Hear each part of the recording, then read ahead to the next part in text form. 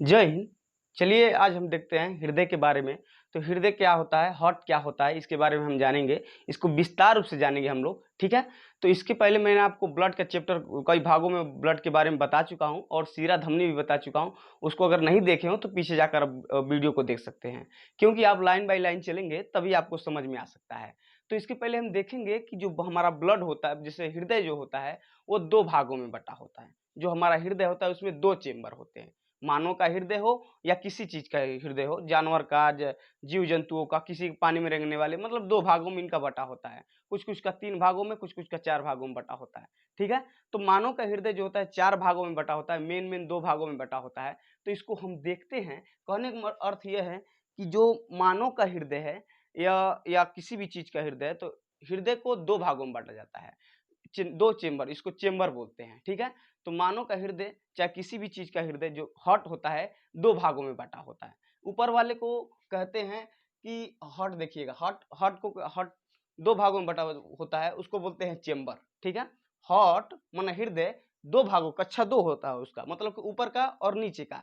तो दो भागों में बटा होता है। तो ऊपर वाले को मानो अपर वाले को अलिंद बोला जाता है, मतलब इंग्लिश में एट्रियम।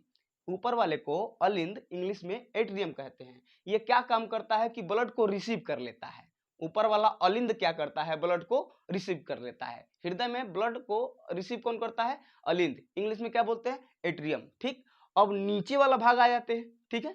तो हृदय में दो भाग मैंने कहा, ऊपर वाले को अलिंद, इंग्लिश में एट्रियम, और नीचे वाले को बोला जाता है नीले, मतलब लोअर वाले को बोला जाता है नीले। आप यहाँ पर देख सकते हैं, ऊपर वाले को अलिंद और नीचे वाले को नीले बोला जाता है, इंग्लिश में एट्रियम, और इसको नीले को इंग्लिश में वेंट्रिकल बोला जाता है।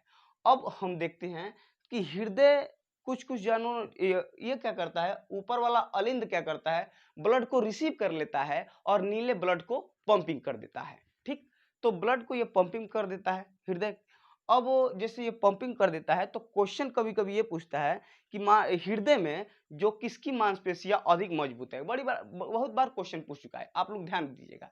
तो बहुत बार क्वेश्चन पूछ चुका कि हृदय में जो होता है किसकी मांसपेशियां अधिक मजबूत होती है। तो ये बताइए, जो जिसमें आएगा वो तो उतना मजबूत नहीं रहेगा, लेकिन जो नीचे से फेंकेगा ऊपर उसको तो मजबूत होना पड़ेगा ना भाई, वो तो मजबूत चाहिए तभी ना फेंकेगा। अब देखिए ये थोड़ी सी दिक्कत है, आंख में परेशानी आ गई है, इस समय चल ही रहा है, आप देख ही रहे हैं लोग। तो ये क्या है कि नीचे से जो ब्लड पंपिंग करेगा तो उसको मजबूत मांसपेशियां चाहिए भाई। तो क्वेश्चन ये पूछेगा कि हार्ट में किसकी मांसपेशियां अधिक मजबूत होती हैं। तो हार्ट में नीले, आई मीन वेंट्रिकल की मांसपेशियां अधिक मजबूत होती हैं, क्योंकि अलिंद ब्लड को रिसीव कर लेता है और नीले ब्लड को पंपिंग करके फेंक देता है।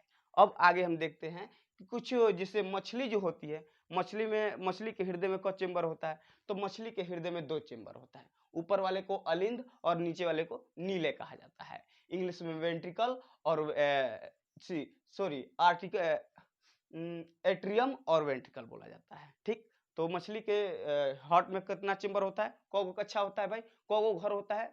तो दो, ऊपर वाले को अलिंद और नीचे वाले को नीले, ठीक। अब देखते हैं कि दूसरे नंबर पर जो उभयचर, मतलब पानी में और धरती पर रेंगने वाले, उभयचर पानी में और धरती दोनों पर रेंगने वाले उभयचर, और सरीसृप मतलब रेंगने वाले, इनका हृदय दो भागों में इनका भी हृदय होता है, जिनमें कमरे कितने होते हैं, तीन। इनका भी हृदय होता है, इनमें कमरे कितने होते हैं, तीन। सरीसृप और उभयचर में कमरे तीन होते हैं।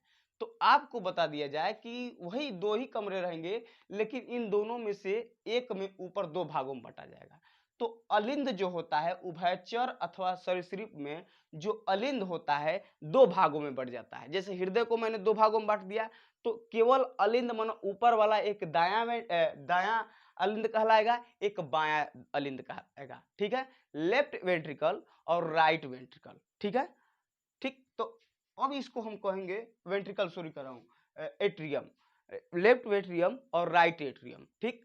तो सरीसृप और उभयचर, इनमें जो मान हृदय का चेंबर है तीन होता है, ठीक। तो ऊपर वाला जो नीले अलिंद होता है, जो अलिंद होता है वह दो भागों में बटा होता है। पहले को बोला जाता है बायां अलिंद और दूसरे को बोला जाता है दायां अलिंद, बायां अलिंद और दायां अलिंद, ठीक। और नीचे वाला में नहीं बटा होता है, नीले उसी तरह रहता है, ठीक। तो ये 3 भागों में बता सकते हैं आप लोग। अब हम देखते हैं स्तनधारी मतलब मानव, मेमन्स जो दूध पिलाते हैं उनका, और पक्षी, मानव जैसे हम लोग हैं, और पक्षियों में कितना, तो मानव के हार्ट में 4 चेंबर पाया जाता है। मानव के हार्ट में कौन चेंबर पाया जाता है बाबू? 4 चेंबर पाया जाता है। तो बता सकते हैं आप लोग मानव के हृदय में कितना चेंबर पाया जाएगा? 4 चेंबर पाया जाएगा, ठीक। तो पहले मैंने 4 चेंबर पाया जाएगा, तो बताइए ऊपर वाला जो है मैंने बताया था हृदय को 2 भागों में, ऊपर वाला रिसीव करेगा, ठीक, तो उसको अलिंद बोला जाएगा। नीचे वाला पंपिंग करेगा तो उसको नीले बोला जाएगा। इंग्लिश में उसको बोला जाता है अलिंद को वेट्रियम, और इसको वेंट्रिकल बोला जाएगा, ठीक है। तो मानव के हृदय में जैसे स्तनधारी चाहे पक्षी हो गए, उनके हृदय में 4 चेंबर होता है। तो ऊपर वाला भी 2 भागों में बटा है और नीचे वाला भी 2 भागों में बटा होगा। ऊपर वाला भी 2 भागों में और नीचे वाला भी कितने भागों में? 2 भागों में बटा जाएगा। तो जो अलिंद होगा, एक की तरफ को बोलेंगे बायां अलिंद और एक की तरफ को बोलेंगे दायां अलिंद। एक की तरफ बोलेंगे दायां अलिंद और एक की तरफ बोलेंगे बायां अलिंद कह सकते हैं, ठीक है। इसको बोलेंगे राइट वेंट्रिकल एट्रियम और इसको बोलेंगे लेफ्ट एट्रियम, ठीक। और अब नीचे वाले नीले जो आता है, नीले जो होता है वो तो पंपिंग करता है ब्लड को, वो भी 2 भागों में बटा होता है। तो इसको एक भाग को बोलते हैं दायां अलिंद, दायां नीले, और दूसरे वाले को बायां नीले, ठीक है। राइट वेंट्रिकल और लेफ्ट वेंट्रिकल, ठीक। तो बता सकते हैं। आइए अब हम जानते हैं, तो इसके ये होता है। आइए हम जानते हैं कि हृदय क्या होता है, और हृदय जैसे हृदय का मेन फिगर बनाकर हम समझते हैं क्या क्या प्रक्रिया होती है। इसके पहले कि हमारा जो हृदय होता है बाएं तरफ होता है, और हल्का बाएं तरफ होता है, और उसका भार जो होता है 300 ग्राम तक होता है, ठीक है। तो हम देखते हैं बनाकर क्या होता है। 60 स्क्रीन मार लीजिए आप लोग। फेफड़े को बनाकर हम उसका आकार देखते हैं कैसा होता है, और उसमें ब्लड कैसे परिवहन करता है, ठीक है, इसके बारे में देखते हैं। तो सबसे पहले हम एक क्या बनाते हैं, एक नीले बनाते हैं, ठीक। एक नीले ऐसे बनाते हैं, ठीक। देखिएगा जरा,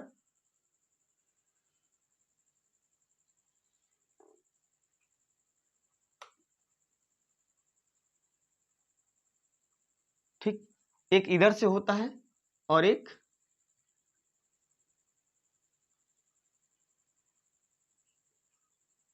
इधर से होता है। मतलब एक को हम कह सकते हैं दाहिना नीले, और एक को कह सकते हैं बायां नीले, ठीक। दोनों एक ही जैसा होगा, क्योंकि आप लोग इसमें ये जब फेफड़ा बनाते हैं तभी गड़बड़ा देते हैं। तो हम पहले सबसे पहले नीले बना दिए, ठीक है। फेफड़े का सबसे पहले नीले बना दिए।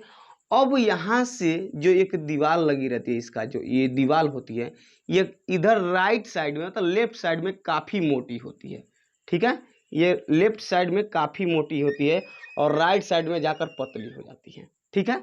इस वजह से आप लोगों को लगता है कि फेफड़ा क्या हुआ है, फेफड़ा झुका हुआ है। इस वजह से लगता है कि फेफड़ा क्या हुआ, झुका हुआ है, और पहले ही हम लोग क्या करते हैं, उसको झुका देते हैं, ठीक।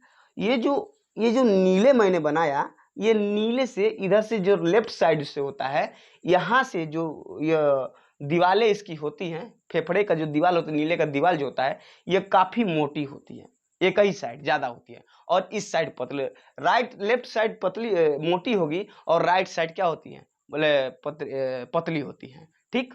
अब हम देखते हैं क्या होता है। ये जो दीवालें होती है, यहाँ से एक पतली, ये पतला हो जाता है, ये पतला सा नस लेकर यहाँ से चली जाती है, पतला होकर चला जाता है, ठीक। अब क्या होता है कि यह यहाँ से तो पतला होकर चला गया। अब यहाँ से जो यहाँ से 2 नसें आई रहती हैं,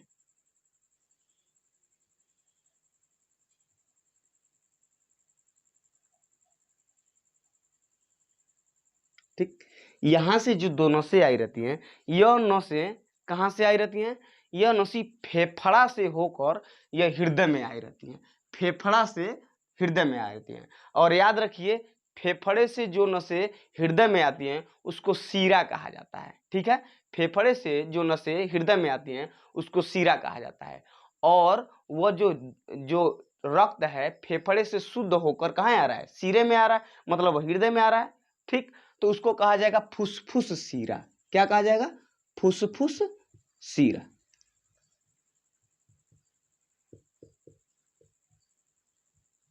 इसको क्या कहा जाएगा? फुसफुस सिरा।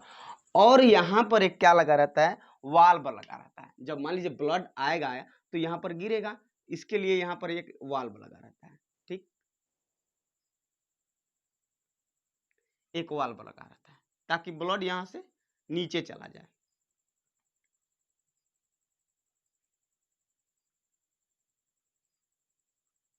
ठीक, एक वाल्व लगा रहता है ताकि ब्लड यहां से नीचे चला जाए। ठीक, अब हम देखते हैं कि जैसे यहां से एक क्या गया रहता है? एक नस गई रहती है, यहां से एक नस गई रहती है। ठीक, जिसको बोला जाता है एरोटा। ठीक है, धमनी। यहां से पूरे शरीर में एक नस गई रहती है, पूरे शरीर में। देखिएगा, फुसफुस फेफड़ा से आया, फुसफुस सिरा के सहारे ब्लड इसमें, और यहां से जो आया ब्लड यहां से, तो यहां से ब्लड पंपिंग किया तो ये ब्लड ये चला जाएगा धमनी के सहारे पूरे शरीर में। तो ये क्या कहलाता है? धमनी। और यहां भी ये क्या रहता है? ब्लड रहता है, सॉरी वाल्व रहता है। यहां भी एक क्या लगा रहता है? वाल्व लगा रहता है। तो है धमनी जो जाएगा इसको एरोटा बोला जाएगा। क्या बोला जाएगा? एरोटा। ठीक है, धमनी, महाधमनी इसको बोला जाता है। ये जो मोटी नसें होती हैं, मतलब दायां नीले से, मतलब लेफ्ट नीले से जब यहाँ से ब्लड पंपिंग करता है, तो जब पंपिंग करेगा तो सोचिए ये वाला वाल्व क्या हो जाएगा? बंद हो जाएगा, और ये वाला वाल्व खुला रहेगा, ये चला जाएगा पूरे शरीर में ब्लड। अब आते हैं, देखते हैं कि ये जो होता है, ये वाल्व जो होता है, इसको बोला जाता है बाइकस्पिक वाल्व। बाइकस्पिक वाल्व। ठीक है, जो वाल्व मतलब फेफड़े से जब ब्लड आता है हृदय में, तो जो ब्लड आता है और हृदय में गिरता है, तो वहां पर एक वाल्व लगा रहता है, एक वाल्व लगा रहता है, उसको बोला जाता है बाइकस्पिक। बाइकस्पिक वाल्व।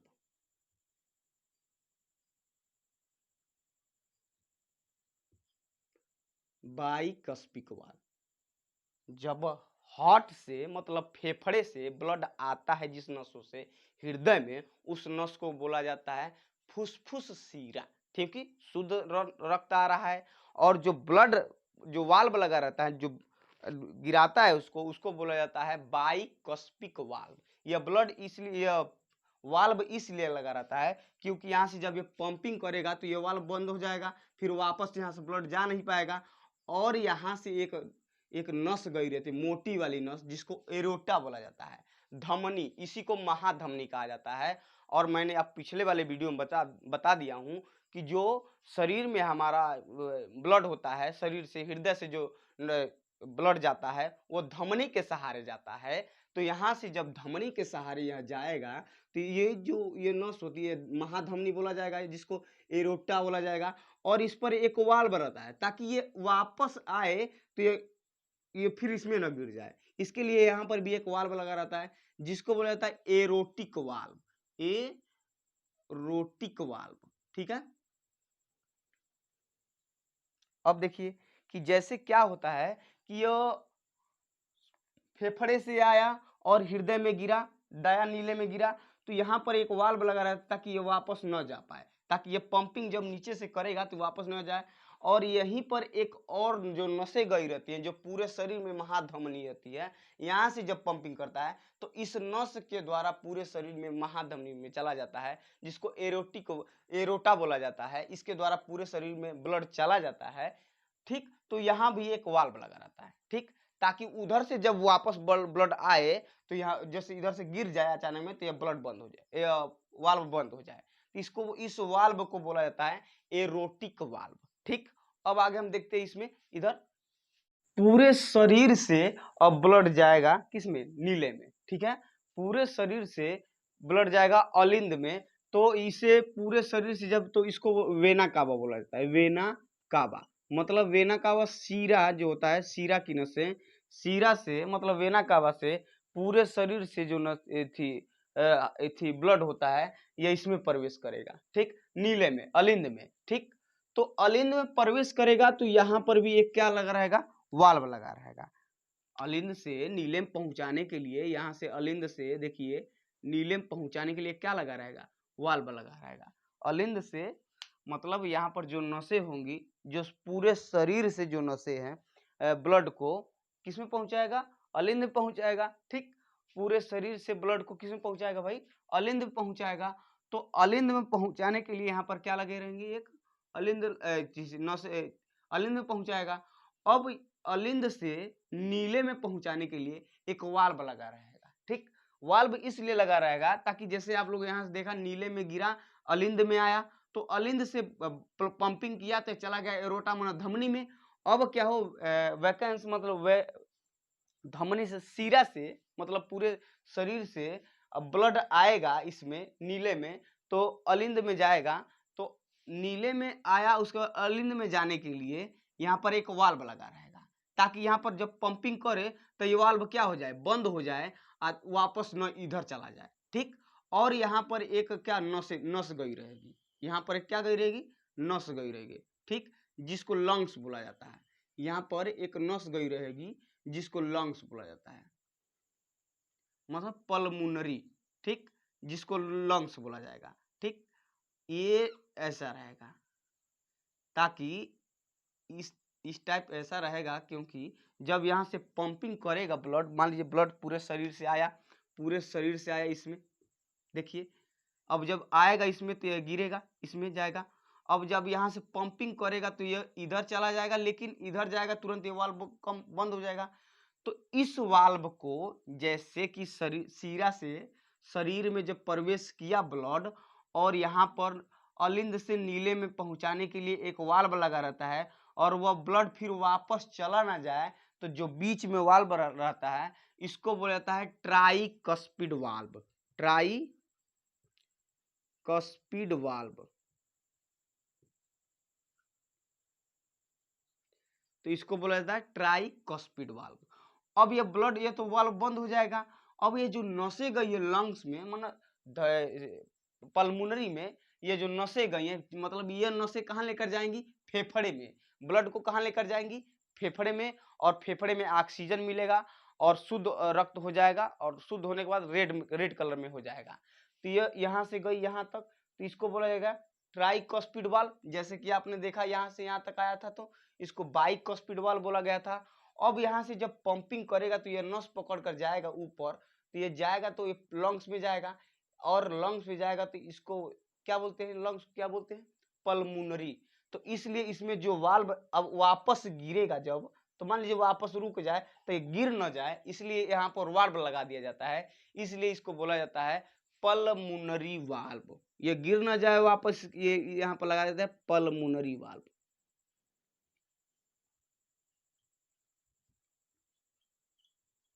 इसलिए इसको बोला जाता है पल्मोनरी वाल्व। ठीक, अब आगे देखते हैं हम कि अब आपने समझ लिया, जैसे शरीर से मतलब वेना कावा से ब्लड हमारे शरीर में प्रवेश किया तो सबसे जाएगा अलिंद में। ठीक, नीले में जाएगा, और नीले के पास एक वाल्व लगा रहेगा, वो पहुंचाएगा अलिंद में। ठीक है, और अलिंद में पंपिंग जब करेगा, इसलिए वाल्व लगा रहता है, पंपिंग करेगा तो वाल्व बंद हो जाएगा, तो ब्लड इसकी यहां से फिर वापस नहीं जाएगा। तो जो यह वाल्व रोक रहा है इसको ट्राइकस्पिड वाल्व बोला जाएगा। ठीक, और इसी के साथ एक नस जोड़ा, लंग्स की नसें जोड़ी रहेंगी, जो कि वो नसें फेफड़ा में ब्लड को लेकर जाएंगी। ठीक, और ये नसें जब जुड़ी रहेंगी तो इसको लंग्स बोला जाता है, पल्मोनरी बोला जाता है, और इसमें भी एक वाल्व लगा रहता है। ये देख सकते हैं आप लोग, वाल्व लगा हुआ है। ये इसलिए लगा रहता है ताकि वापस जब ब्लड आए तो इसमें फिर अलिंद में न गिर जाए, इसलिए वाल्व लगा रहता है। ठीक, तो इसको बोला जाता है, पल्मोनरी में जाता है तो इसको पल्मोनरी वाल्व बोला जाता है। क्या बोला जाता है, पल्मोनरी वाल्व। अब ये वाल्व जब ये ब्लड जो जाएगा पूरे फेफड़े में जाएगा, और ऑक्सीजन मिलेगा और शुद्ध हो जाएगा ब्लड, और रेड कलर का हो जाएगा। उसके बाद आएगा ऑक्सीजन से कहां पर, दाया नीले में, और दाया नीले से किस में, दाया अलिंद में आएगा। तो यह किस नस से आएगा, एक फेफड़े से, और इस अलिंद में आने के लिए, नीले में आने के लिए जो नस लगी रहती है उसको बोला जाता है फुसफुस सीरा। ठीक, और फुसफुस सीरा में एक ब्लड जैसे एक वाल्व और लगा रहता है। ठीक है, ताकि ब्लड वापस न जाए, जिसको बोला जाता है बाइकस्पिड वाल्व। और एक नस जुड़ी रहती है इसके साथ, मोटी नस जिसको धमनी बोला जाता है। अब यह शुद्ध हो गया है, आ गया है, अब यहाँ से पंपिंग करेगा तो ये वाला बंद हो जाएगा, वाल्व ये खुल जाएगा, तो ये पूरे शरीर में वाल्व थी ब्लड चला जाएगा, जिसको धमनी बोला जाता है। और यहाँ पर एक वाल्व लगा रहेगा कि ताकि ये ब्लड वापस न आ जाए, इसलिए वाल्व लगा रहेगा, तो इसको बोला जाता है एरोटिक वाल्व। ठीक, अब आगे हम इसको देखते हैं कैसे आता है ब्लड। देखिए पहला रास्ता महाशिरा, यहां से ब्लड है, महाशिरा पहला, दाहिना अलिंद दूसरा, दाहिना निलय तीसरा, अब फुसफुस धमनी चौथा। 4 इधर हो गया, पहुंच गया कहां, फेफड़ा, फेफड़ा कॉमन है, पहुंच गया फेफड़ा में। अब फेफड़ा से आएगा तो इधरों 4 ठो, देखिए कौन कौन, फुसफुस शिरा एगो, बाया अलिंद 2 ठो, बाया निलय 3 ठो, और महाधमनी 4 ठो। तो 4 इधर भी हो गया। तो ये धीरे धीरे करके रास्ता आप बढ़ाना पड़ेगा। हार्ट में कितने चेंबर, 4, 1 2 3 4। इस साइड में कितना वाल्व, 2 ठो, इस साइड में भी 2 ठो। तो हार्ट में कितने वाल्व, 4। ये देखिए ये महाधमनी यानी एरोटा की ओर जा रहा है, तो एरोटिक वाल्व, ये निलय की ओर खुल रहा है, तो इसे कहते हैं बाइकस्पिड, ऐसे कहते हैं ट्राइकस्पिड। ये फुसफुस की ओर जा रहा है, इसलिए पल्मोनरी वाल्व। समझ में आया? अब वाल्व को भी शामिल कीजिए, आप देखिए कितना कॉन्सेप्ट क्लियर हुआ है। देखिए आप सभी प्रकार के मार्ग को और सभी प्रकार के वाल्व को शामिल कीजिए, देखिए आपका कॉन्सेप्ट क्लियर है कि नहीं है। वेना कावा मतलब होता है महाशिरा, महाशिरा से आएगा कहां जाएगा, महाशिरा, दाहिना अलिंद, उसके बाद कौन से वाल्व को पार करेगा, ट्राइकॉस्पिड वाल्व, दाहिना निलय यानी राइट निलय। अब ये कौन से वाल्व को पार करेगा, पल्मोनरी वाल्व, क्योंकि फेफड़ा में जा रहा है, वाल्व लगाना जरूरी है, पल्मोनरी वाल्व। ये नस का नाम क्या है, फुसफुस धमनी, कहां गया, फेफड़ा में। फेफड़ा से आएगा कहां पर, फुसफुस शिरा, फुसफुस शिरा के बाद बायां अलिंद यानी लेफ्ट एट्रियम। इसके बाद कौन सा वाल्व पार करेगा, ये वाला, इसे कौन सा कहते हैं, डाइकॉस्पिड वाल्व। तो ये हो गया डाइकॉस्पिड वाल्व। कहां आ गया, बायां लेफ्ट वेंट्रिकल्स, बायां निलय, ये पंप करेगा। तो कौन से वाल्व को पार करेगा, एरोटिक वाल्व। एरोटिक मतलब क्या होता है, महाधमनी। इसके बाद कहां गया, ये एरोटा यानी महाधमनी, महाधमनी से पूरे शरीर में फैल गया। तो ये आपके हार्ट का पूरा एनाटॉमी हो गया। क्वेश्चन एक बार पूछा था ये कि ब्लड के अंदर कितने चेंबर होते हैं, ठीक है। तो ब्लड के अंदर हृदय के अंदर कितने चेंबर होते हैं, तो हृदय के अंदर 4 चेंबर होते हैं। पहले मैंने आपको बताया कि दाहिना अलिंद, ठीक, और दाहिना नीले, दाहिना अलिंद और दाहिना नीले, और इधर देख सकते हैं बायां अलिंद और बायां नीले। तो ब्लड के अंदर कितना, दाहिना अलिंद, दाहिना नीले, बायां अलिंद, बायां नीले, 4 चेंबर हो गया। अब हम देखते हैं कि बाहर वाले को क्या बोला जाता है, ये जो ब्लड के बाहर जो मांसपेशियां होती हैं, इसको क्या बोला जाता है, ठीक, इसको बोला जाता है पेरिकार्डियम, ठीक है। इसके मतलब हृदय के जो ये बाहर वाली जो नस होती है, ये वाला पार्ट होता है, इसको बोला जाता है, मसल्स जो होते हैं इसको बोला जाता है पेरिकार्डियम। मतलब बाहर वाले को पेरिकार्डियम और अंदर वाले को इंडोकार्डियम बोला जाता है, ठीक है। अंदर वाले को इंडोकार्डियम, ठीक, अंदर वाले को इंडोकार्डियम और बाहर वाले को पेरिकार्डियम बोला जाता है। और इसके बीच के जो मसल होते हैं, जैसे आप ये देख रहे हैं जो मसल लगा हुआ है, इसके बीच में जो मसल होता है, इसको बोला जाता है कार्डियक सेप्टर। क्या बोला जाता है, सॉरी, मेयोकार्डियम, ठीक है, मायोकार्डियम, ठीक। ये बाहरी परत जो होता है पेरिकार्डियम, आंतरिक परत जो होता है इसका ये जो होता है इंडोकार्डियम, और बीच में जो मसल होता है मायोसेप्टम बोला जाता है, सेप्टम, ठीक, मायोसेप्टम, ठीक, मायोसेप्टम बोला जाता है। बीच के मसल्स को क्या बोला जाता है, मायोसेप्टम। बाहरी को पेरिकार्डियम, अंदर वाले को, हृदय के बाहरी वाली मांसपेशियों को पेरिकार्डियम, अंदर वाले को इंडोकार्डियम, और बीच में जो मसल होता है उसको मायोसेप्टम बोला जाता है, ठीक। तो इसको हम कह सकते हैं कि मायोसेप्टम बोला जाता है। और इस हृदय को 2 भागों में बांटता है, मन अलग अलग करता है। इसमें जो ये मांस जो होती है, जैसे ये जो लगा रहता है, इसमें जो है हृदय में बीच में जो मसल्स होती है, इसको इसको क्या बोला जाता है? इसको बोला जाता है कार्डियक सेप्टम बोला जाता है। कार्डियक सेप्टम, कार्डियक सेप्टम मतलब हार्ट को दो भागों में बांट देता है, मतलब ये दो भागों में नहीं बांट दिया है, तो इसके बीच का जो मसल्स होता है इसको कार्डियक सेप्टम बोला जाता है, कार्डियक सेप्टम। ठीक, अब कार्डियक सेप्टम कहने का अर्थ यह है कि बाहरी भाग को क्या हो जाता है? पेरिकार्डियम, अंदर वाले को इंडोकार्डियम, और इसके बीच में जो मसल्स होता है इसको मायोकार्डियम बोला जाता है। और जो ये इसके बीच में जो बीच में मसल्स होता है भरा होता है इसको मायोकार्डियम, और ये पूरा जो इसको अलग करता है, आप यहाँ से यहाँ तक देख सकते हैं, इसको कहा जाता है क्या? इसको क्या कहा जाएगा? ठीक, तो इसको कहा जाता है कार्डियक सेप्टम, कार्डियक सेप्टम। ठीक, अब देखते हैं जो ये दाया अलिंद होता है इसके ऊपर एक मसल्स होती है। ठीक, ये जो होता है हृदय में इलेक्ट्रिक उत्पन्न करता है। ठीक, इसीलिए हृदय हमारा क्या करता है? धक धक धक मन धड़कता रहता है। ठीक, तो ये धड़कता रहता है, हृदय जो होता है हमारा धड़कता रहता है। और हृदय का जो धड़कने का जो माप है किससे मापा जाता है? आला लगाकर मापा जाता है, उसका यंत्र होता है, कान में लगाकर ऐसे लगाकर सुनते थक थक थक थक, कि जो हमारा हार्ट होता है यह हमेशा जैसे धड़कता रहता है। तो भाई धड़कने का मतलब पंपिंग करता रहता है। तो कैसे पंपिंग करता है? इसमें ये जो दाहिना अलिंद होता है इसके ऊपर एक मसल्स पाई जाती है। यहाँ पर एक ऐसा मसल्स, छोटा सा मसल्स होता है जो कि इलेक्ट्रिक उत्पन्न करता है, मतलब झटका उसमें देता है, इलेक्ट्रिक उत्पन्न करता है, जिसको बोला जाता है ऐसे। ठीक है, ऐसे नोड। ठीक है, तो इसको ऐसे साइनोएड्रियम, ठीक, साइनोएड्रियम नोड, ठीक, इसको बोला जाता है। यह भी हार्ट के अंदर इलेक्ट्रिक उत्पन्न करता है। यह जब कभी भी खराब हो जाता है तो एक इलेक्ट्रिक मशीन लगाया जाता है। ठीक है, जिसको बोला जाता है पेस मेकर। वो उसके जगह पर उसको इलेक्ट्रिक देगा और उसके बाद वो धड़केगा, मतलब ये जब भी इलेक्ट्रॉन देखो थी होगा। ठीक, तो एसी नोड जब खराब हो जाता है तो एसी नोड कहाँ पर होता है?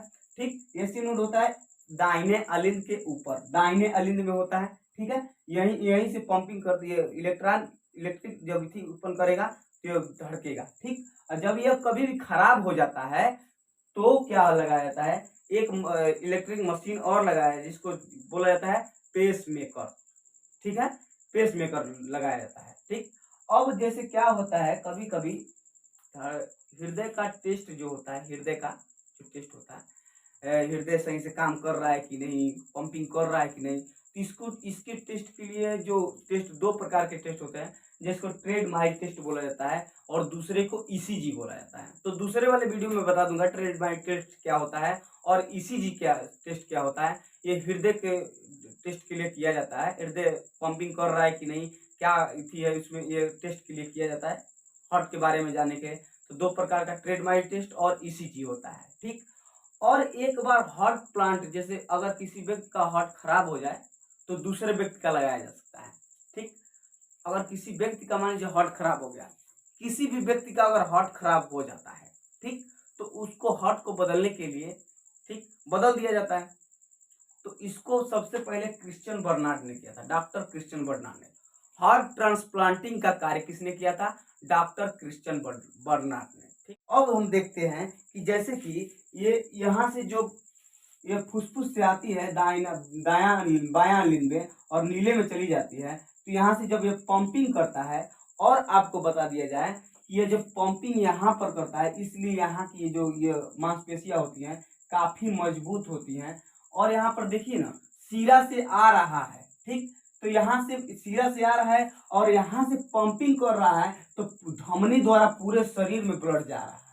तो यहाँ पर मांसपेशियां मजबूत होनी चाहिए। तो क्वेश्चन पूछेगा कि हृदय की मांसपेशियां कहाँ पर मजबूत होती हैं, तो आप बता सकते हैं कि हृदय की मांसपेशियां दाहिना नीले, मतलब दाहिना नीले की जो मांसपेशियां होती है अधिक मजबूत होती हैं, क्योंकि इसको क्या करना पड़ता है कि ब्लडिंग पंपिंग करना पड़ता है और पूरे शरीर में पहुंचाना पड़ता है। और ये क्या करता है? बस फेफड़े में पहुंच जाता है। ठीक, तो फेफड़े में कितना दूर तक होगा? ये कम ही होगा। तो मजबूत नसें कहाँ की हो, मांसपेशियां कहाँ की होनी चाहिए कि दाहिना नीले की। ठीक,